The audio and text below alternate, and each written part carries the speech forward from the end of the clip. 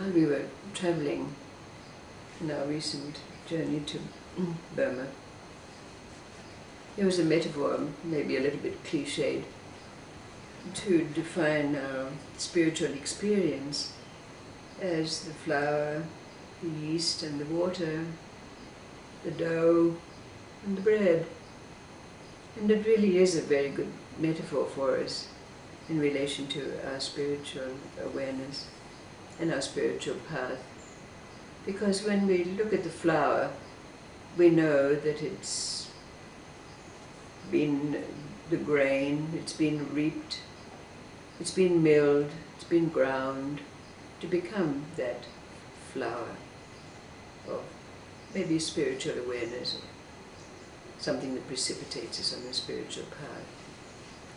And then that second level of life, that arcane level, is really like the yeast, because the yeast, when it's exposed to the air, is active.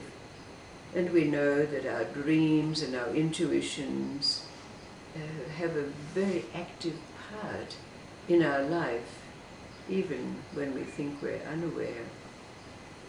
And then, of course, on that third level of life, the water really mixes with everything, or it surrounds everything, even mercury. So these three elements do define the three levels of mind very accurately for us. But then, of course, they mix to become the dough, and the dough rises and the dough gets beaten down, and then it's put in the oven. But we could ask ourselves, what is this oven? And then it's been defined very well by Jaya, because we have that saying, in the heat of the moment. We know the moments are hot. The mind, when it's now the dough,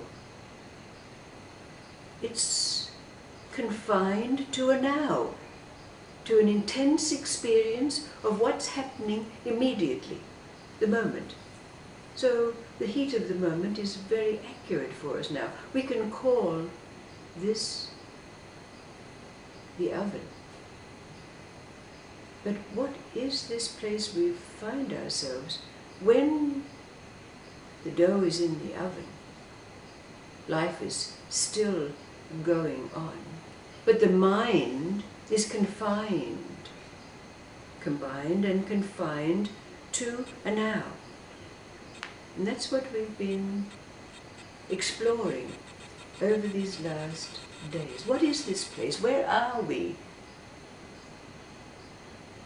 The dough is in the oven. The mind is confined to a present, an intense presence. A little story that maybe creates a little conundrum for us relative to this. The story of a king who lived in Byzantium, but he contracted a very, very serious malady that threatened his life, potentially fatal. So all of the physicians from all of the lands were called to see if they could heal this king. But nothing worked. He just became more and more ill. His advisors, the court, the people were desperate. What were they to do without a monarch? Then someone came up with the thought that there was a great Sufi sheikh who lived far away in the land of Bukhara, Istanbul. So, in desperation, even though he was of a different faith, they called him to the court. But he didn't come. He sent one of his disciples called Al-Arif, who in fact was a physician himself. So Al-Arif came to the court of the king in Byzantium, and he inquired what had been done and all the things that had transpired to try to heal this king. And then he pondered on this. And he brought all of the court together.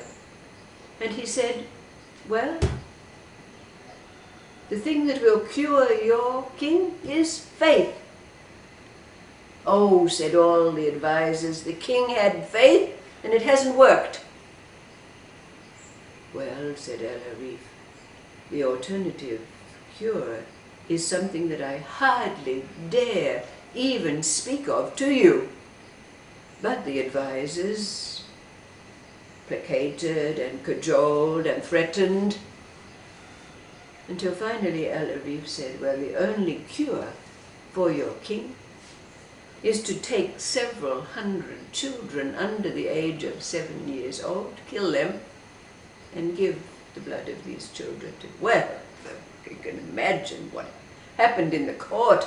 Mayhem, how can we do that? But then, of course, after all the furor died down and discussion took place, there were those who said, well, how can we live without a monarch? We have to do something. We have nowhere else to go. There are no more measures that we can follow. We'll have to do it. But then they had to convince the king. Well, of course, the king was loath to do this. No.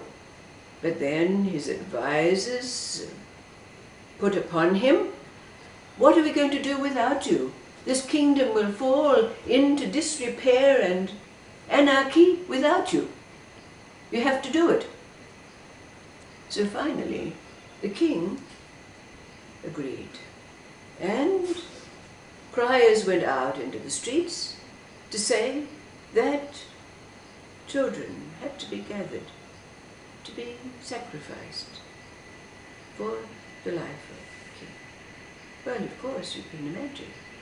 Most of the mothers of these children put curses upon the king, cursed him for what he was about to do. But there were those amongst them who prayed for him, that he would be cured so that their children would not have to die.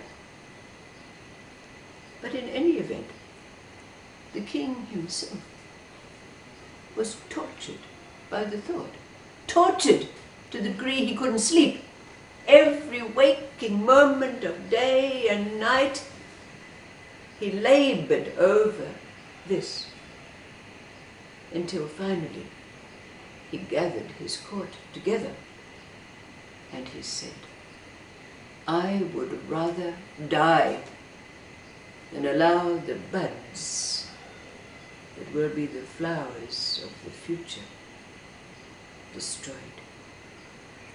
From that moment, the king started to get better. His malady receded. Within a very short space of time, he was entirely cured.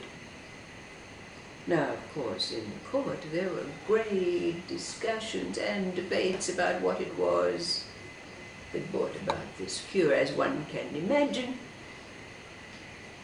But when El-Arif himself was asked, he said, because the king did not have adequate faith, another method had to be brought to bear to bring about a cure.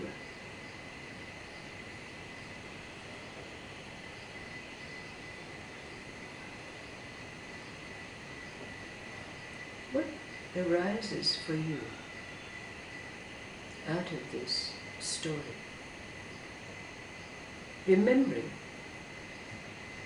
that the question that is asked, or the matter at hand, is the one where we're endeavoring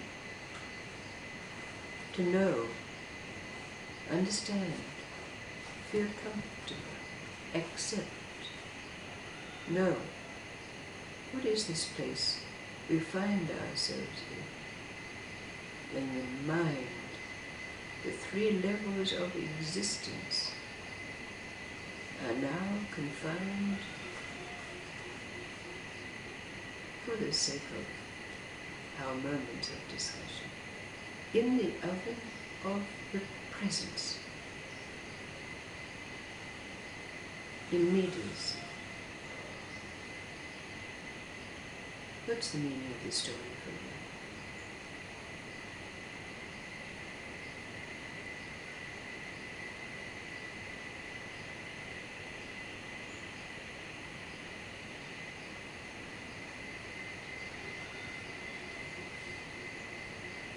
We only have our life's experience to answer the conundrums, the questions that are put out relative to these stories now. Our mind, our knowledge, will never give us the answers.